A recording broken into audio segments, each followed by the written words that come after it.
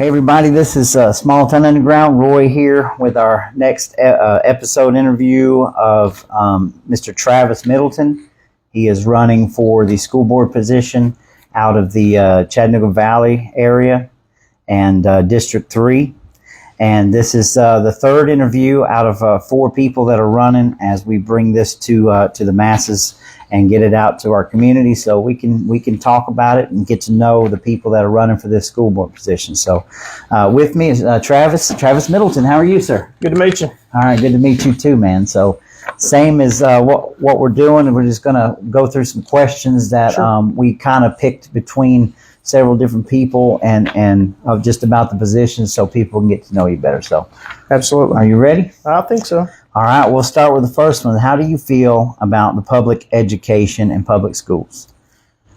I think the Walker County schools, the public education in Walker County, I've sent, this is the first year I've had 3 kids in Walker County schools for 21 years. So all 3 of my kids went to Walker County schools. My daughter left Walker County and went to the city school her freshman year and went 4 years to Chickamauga. And then my boys, my youngest one just graduated this past year. So I've had kids in, again, the last 21 years, the last 8 years at Ridgeland High School. But we've been in the same area, Chattanooga Valley, for 26 years. Okay. So we've been grounded right by Chattanooga Valley Middle School. Right. So you know the community pretty well. Absolutely. I have great relationships with those folks in the community. Good. Okay. What do you consider the role of a school board member? So, yeah, I think it's a very broad umbrella, if you will, and so I think the biggest thing is holding, working, and holding the superintendent accountable for a long list of things.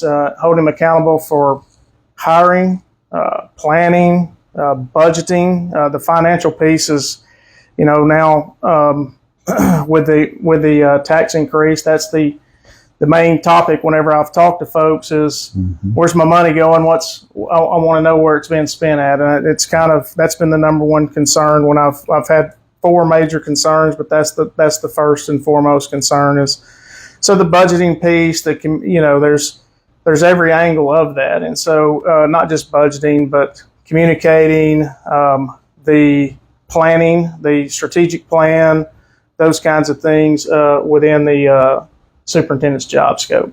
Okay, that sounds good. That's definitely the hot topic. Yes. Is the property taxes. Absolutely. For the millage rate. I mean, I work in Catoosa County just like you do, and right. So when you talk about taxes, and Catoosa County just got hit with a 30% tax increase, and so it's not good in Catoosa County right now, and so Walker County, the millage rate it stayed set, but the property tax still went up 77%, or the school tax, I should say. So yes, I get it. Last year it went up 21%. So realistically, it's went up 28%. Exactly, in 2 about years. The same as Catoosa. So I think that's opening a lot of people's eyes about the separate millage rates and how all this is kind of flushing out. So. Absolutely, I think that too is. We've got to dig down in the budget and see where we can have savings. I think that in everything, I'm a manufacturing guy just like yourself, and so we see budgets and we understand budgets, and we've got to make sure that we don't have any frivolous spending. Right. First and foremost, and so that way, whenever I'm out there, I can tell people, hey, I've looked at it. I think we're okay. It's just absolutely tough. Absolutely, it won't be business as usual anymore. People are going to be watching it. We're going to have to make these adjustments. So, what is your vision and your goals for Walker County schools? So, what I'm running on is transparency, accountability, and growth. And so what I want to do is I want to be as transparent as I can once elected with everybody in the community as well as everybody in Walker County. So whenever people ask me questions, I'll have the answers. Right now, I don't know all the answers. I mean, I don't think any of us are going to know all the right answers. Realistically, the school board is seeing a major shift realistically, and in January there'll be 3 new board members January 1. I know this is kind of an off-cycle election, and if somebody gets 50% plus 1 November, they'll be sworn in on the 12th of November. But if not, there'll be a runoff on December 3rd. But again, come January, 60% of the school board will have turnover, and that's true. we'll have to lean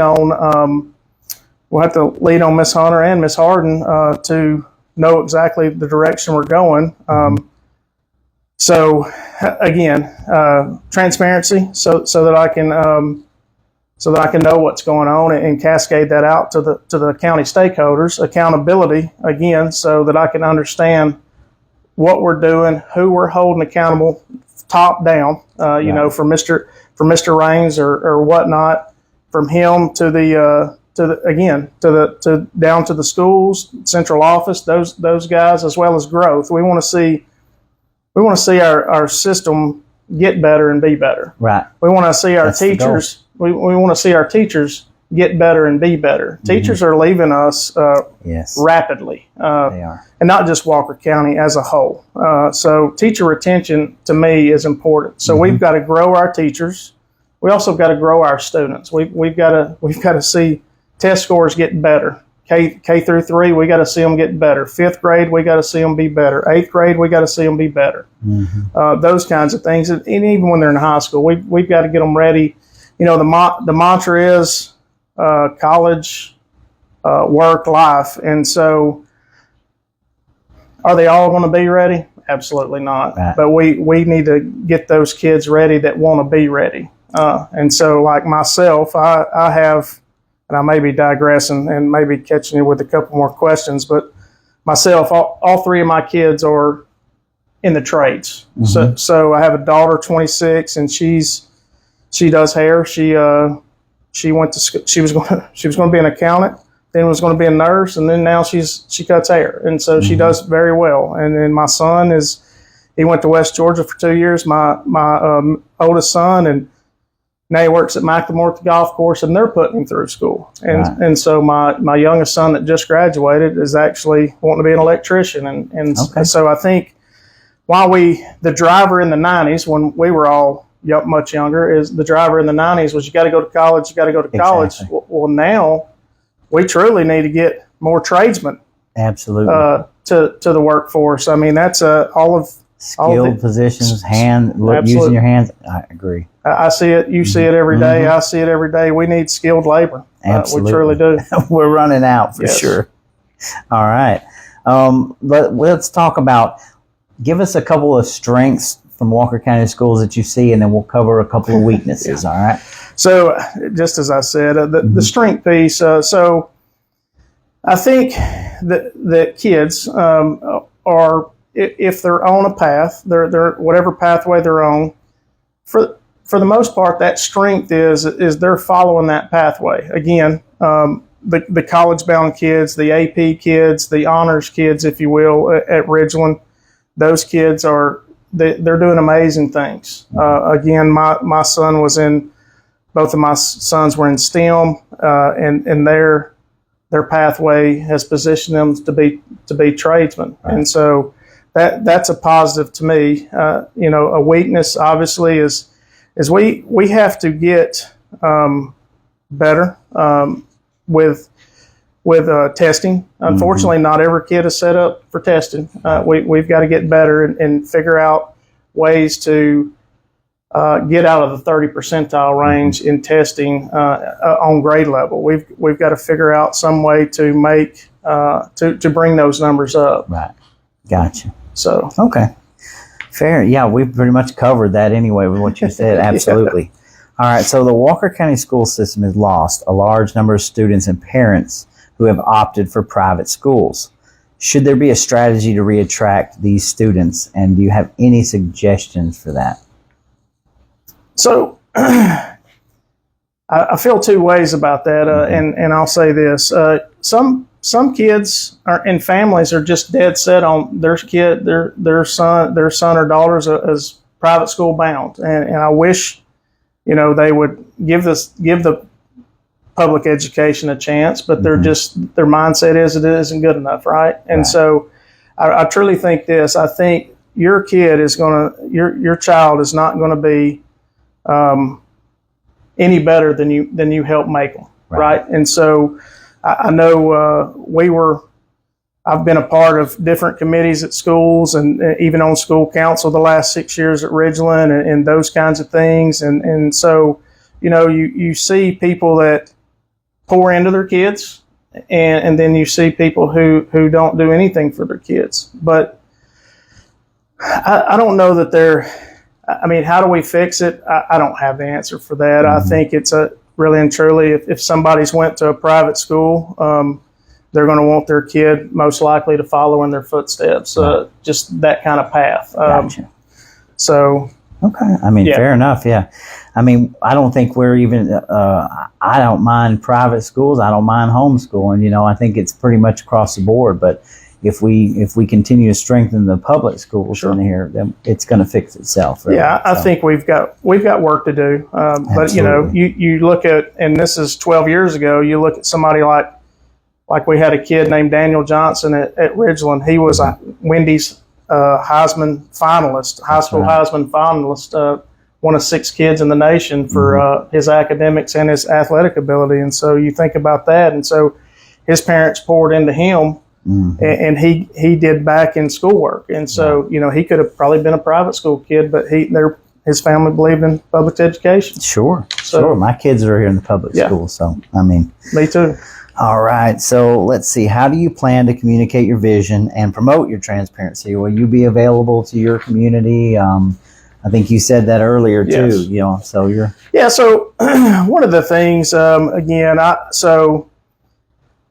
I've learned this through the years is being transparent is one of the best things. And those who know me know I'm kind of an open book. And so I've been at all the Ridgeland stuff, if you will, for the last 8 years. I've been the Touchdown Club president, started a nonprofit for those guys. But saying that, if anybody's had a question, I've been able to answer it. And I had this conversation. It's kind of a funny conversation. I had this last weekend. They're like, "Oh, if you get elected, then you're just going to forget all about us." And I was like, "There's no way."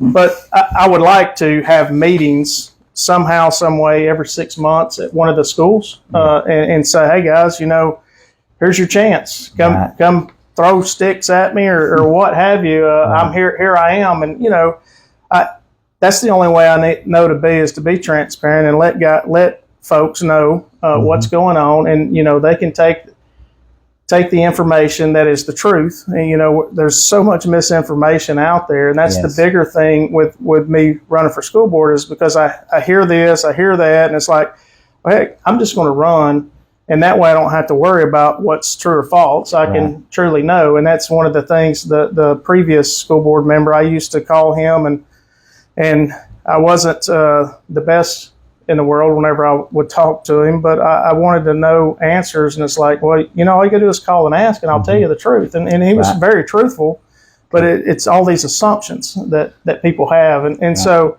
I would love to, again, BB Haskell, whenever she was in office, she would meet every year, do around Walker County roundtable discussion. I would love to meet with those folks in District 3 every 6 months. It wouldn't bother me. I live right by, I'm within 3 miles of Ridgeland and 500 feet of Chattanooga Valley Middle School and 1,000 feet of the elementary. I'd love to meet at the schools and champion that piece of saying, hey, let's get here and let's talk about it. And that way you just cut everything off, and you're just, again, as transparent as you can be. Okay. Sounds good. That's obviously what we're all wanting is more and more interaction. So, all right. What is your assessment of the current local salary supplement, including the pay scale for educational support personnel like bus drivers, cafeteria workers, custodial, teachers, assistants, and others? So obviously, we've got a little bit of a gap there. Well, and it's, the county stipend isn't where it should be, obviously.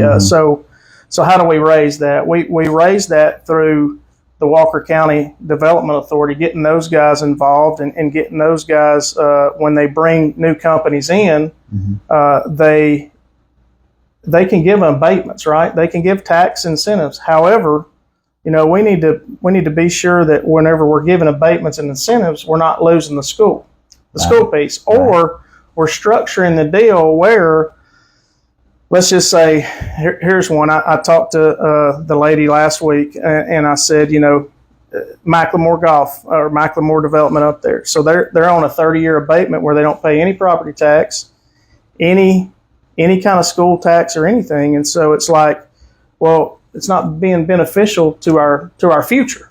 Right. They're on a 30-year abatement, so it's not being beneficial to us as taxpayers. And so what we need to do is say, hey, listen, for simple numbers, if it's $100 million, your school tax is 10%. Right. So that's $10 million. Sure. So what I would suggest is we do a sliding scale, where for 5 years, maybe they don't pay any tax. And then 5 through 10, maybe they pay 3% instead of 10%. Right. And then, and you go up each set of years, however it works out. I just think that, the audio plastics, and I'm calling out folks, I'm not really trying to, but you have industry that we're missing monies on, that is a major player, a major stakeholder in our community, in our county. And that's so true. One of the things that like or dislike is a company coming in, and they want no abatements within the county, and they're willing to pay their fair share, and that's what we need to go after that. Walker County needs industry, and when it brings industry in, it brings dollars. Right. We can't give away our school tax dollars without. We just can't do it. Gotcha. I know that's a good idea. See, that's a great example. So yeah, I agree. Would you? But saying that, right. let me go back to that. I apologize.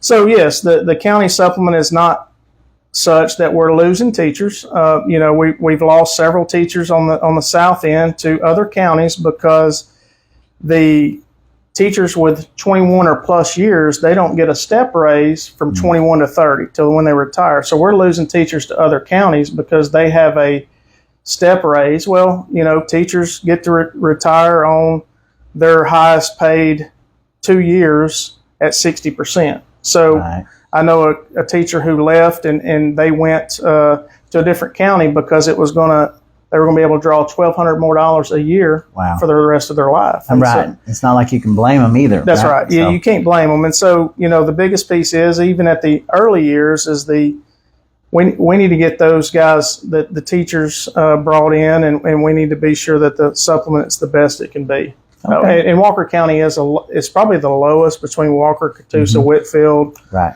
Gordon. I think it is in the 5 and Dade in the 5 areas. Yep. So yes, we need to do something about that. And we got to attract industry, and we can't be giving our school taxes away. Absolutely. All right. How would you measure success for a superintendent of the schools? So, and that's been a truly a hot topic, right? And so, I think for me, I need to, once elected, I need to get in there and I need to understand what it is that the superintendent's doing, what it is that, how can we, what his failures are, because we've all got strength and weaknesses, and so I need to figure out, what he says when we sit down and talk and see what he thinks, where we need to go, and I'm on a 30, 60, 90-day plan where I work. Everything's 30, 60, 90. So I feel like that I should give him the opportunity of 30, 60, 90 days of knowing and seeing some kind of development, right? So, and understanding that we are truly getting better. Right. So. Okay. And I got one more question. What was your inspiration to run? What's your inspiration? I don't know about inspiration. So, it's kind of crazy. So again, like I said earlier, I've been involved in all things Ridgeland for the last 8 years. And so I've been on the school council last 6 years. I started a nonprofit. In football, I've started a nonprofit. I'm actually the band president as a nonprofit. I'm actually the president of that currently, just in paperwork, because the papers, it hasn't all been squared away. So my wife is, my wife is like, you need to run. The kids are out of school. I didn't want to run for school board having kids in the system, especially with it being my third kid, and so I think it's fair to do that, because then again, people are like, oh, you're only running because you got kids in the school, and that's not the case. The case is I want to see change. I want to see positive change in our communities, in our schools, especially not just the north end that I'm going to be representing, but the schools as a whole. We've got to get better. Right. But my wife, even my dad, who's 74, he said years ago, he's like, son, I wish you'd run for school board. Actually, he said run for anything. And I said, well, they don't have a dog catcher, so I can't run for it. But I would if they did. And so actually my dad, my wife, even my mother-in-law wanted me to run. And so I think it was just time. And, this is the most uncomfortable thing I've truly done, realistically, in my entire life, being open and honest. And so it's kind of crazy. Okay. Yeah, I can imagine. And like I said, we decided we're going to be doing a lot of these interviews throughout our local community, trying to just get the word out, get more people involved, because I think it's no longer business as usual. We're going to, the people and the elected officials are going to have to come together and solve these issues, like property taxes and all of these, the ways we spend money and how we retain teachers and stuff like that. So, one of the things, I'm sorry for interrupting. Yeah. One of the things is, you're exactly right. We all have to, I feel like now, obviously schools are about education, but I think that we also need to be talking with not just our local elected officials, but the state representatives and those kinds of folks. We need to get everybody on board and maybe have some roundtables and see where we're at, see what we can do. Just like when we're bringing business in with this Walker development, we need to have a seat at the table, right? So the superintendent needs to have a seat at that table, so he can say, hey guys, we can't afford to give up 30 years of school tax. Yeah. We just can't. I agree. Because when you're in 30 years, I'll be 80. And so in 30 years, I'll be on a fixed income, and then you're gonna raise my taxes to where I can't afford the property I have. And so we need to get Mr. Raines, the school superintendent, whoever, and they need a seat at that table just to have a voice, a positive voice of saying, we've got to have some kind of piece of this. I agree. So I agree, and part of the problem, I think, is when the public has these knee-jerk reactions to things where we've not been paying any attention, and then all of a sudden we see a 28% increase in it, and we want to just bang the fist on the table. It's like, wait a minute, now we bear some of this responsibility because we've kind of been asleep at the wheel, and I think that's why we're changing the way we do things and the way we interact, because we have to have this transparency. There cannot be any more. We're pricing ourselves out of being able to own anything, and on the backs of our education, it's not right. So that's exactly right. Okay. Well, man, I'm going to give you the rest of the few minutes. I want you to talk to the people out there, tell them why they should vote for you for school board. I knew that was coming. So again, you can watch the video, and so I'm running again. I think I can make a positive change in Walker County schools. I hope to get your vote in November. Thank you. All right. This is Roy from Small Town Underground, and we'll see you next time. The legislature legalized unverifiable voting in 2000. Like you said to Trump, but they're getting beauty. They said, go out there and rob these houses and bring back the bounty, and then that'll pay your way. Because Republicans who get endorsement from Georgia carry that they mean anything. You can't sit on the sidelines any longer. You must get involved in the game. This is your sign.